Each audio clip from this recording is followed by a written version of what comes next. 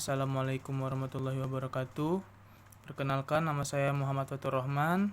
Saya berasal dari Palembang dan jurusan saya Manajemen Zakat dan Wakaf, dan fakultas saya adalah Ekonomi dan Bisnis Islam. Saya akan berbicara tentang judul yang berjudul Pokok Bahasa 3, yaitu produksi dan proses produksi. Yang pertama, kegiatan produksi. Apakah yang dimaksud dengan kegiatan produksi? Kegiatan produksi adalah kegiatan yang di dalamnya memenuhi keinginan manusia.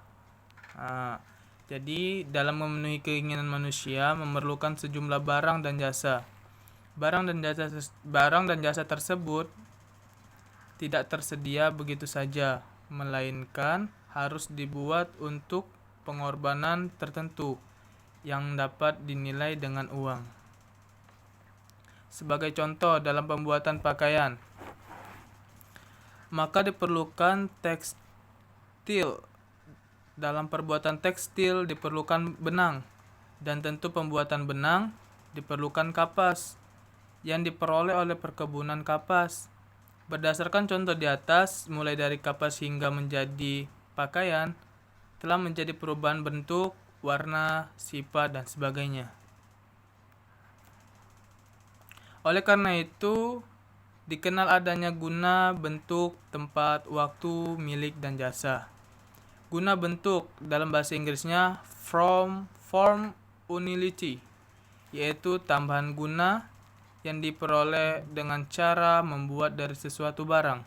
Misalnya, pengusaha tekstil yang membuat tekstil dari benang, pengusaha televisi dari suku cabang dan plastik. Lanjut, guna tempat dalam bahasa Inggrisnya place utility, yaitu tambahan guna yang diperoleh dengan jalan memindahkan suatu barang dari suatu tempat ke tempat yang memerlukan, misalkan pengusaha angkutan barang dan sebagainya. Yang ketiga, guna waktu, time utility, yaitu penambahan guna yang diperoleh dengan cara. Yang keempat, guna milik, yaitu possession utility, yaitu penambahan guna yang diperoleh dengan jalan menyerah. Namun, demikian perlu dicermatin bahwa fungsi produksi tidak dapat dipengaruhi oleh aspek teknis saja, melainkan aspek pun teknis juga perlu dikembangkan karena sangat mementingkan output. Sebagai contoh, Korea Selatan dalam 1 hektar tanah menghasilkan 5 ton padi dengan menggunakan input bibit unggul 25 kg per hektar. Selanjutnya kita membahas tentang faktor produksi. Faktor produksi untuk menghasilkan barang dan jasa diperlukan barang-barang lain dalam bentuk yang lain dan terbentuk di sekitar manusia. Misal sinar matahari, udara atau oksigen, air, tanah, dan semua mineral.